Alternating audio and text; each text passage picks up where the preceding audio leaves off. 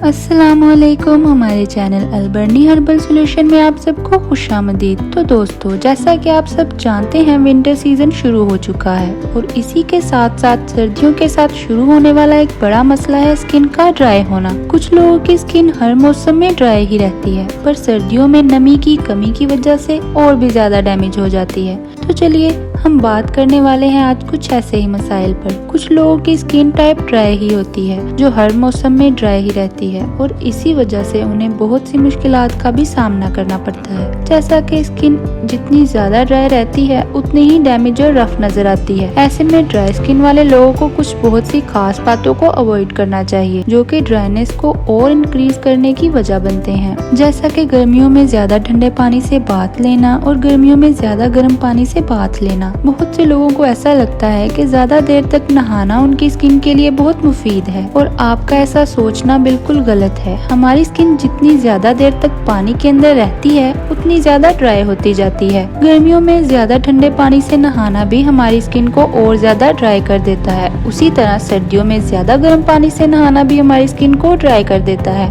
अब आप लोग सोचेंगे कि ये कैसा, अगर ठंडा पानी ड्राइनेस की वजह है तो गर्म पानी भी ड्राइनेस की वजह कैसे हुआ? चलिए मैं समझाती हूँ। हमारी स्किन -डिग्री टेम्परेचर पर भी जलने लगती है और हाई डिग्री पर भी। मिसाल के तौर पर अगर हम आइस को ज्यादा देर तक होल्ड करेंगे तो हमारी स्किन जलने लगेगी। उसी तरह अगर हम किसी गर्म चीज को होल्ड करेंगे तब भी स्किन जलने लगती है। इसका मतलब ये है कि जरूरत से ज्यादा ठंडा या गर्म होना भी हमारी स्किन को डैमेज और ड्राई करता है, इसलिए हमें इससे परहेज करना चाहिए। कुछ लोग स्किन को नहाने के फौरन बाद टॉवल से बहुत ज्यादा रब करते हैं, फिर चाहे स्किन को क्लीन करने के लिए या उसे ड्राई करने के लिए। ऐसा करना भी हमारी स्किन को डैमेज करता है और स्किन पे मौजूद नमी को सोक कर लेता है, जो स्किन ड्राइनेस की वजह बनता है। इसके अलावा ऐसे सोप और फेस वॉशेस का ज्यादा इस्तेमाल जो एक्स्ट्रा फोमिंग देते हैं, उनमें कुछ ऐसे एसिड्स पाए जाते हैं जिनकी वजह से वो एक्स्ट्रा फोमिंग करते हैं और वो हमारी ड्राई स्किन को और ज्यादा ड्राई कर देते हैं, जैसा कि अल्कोहल और फ्रेग्रेंसेस।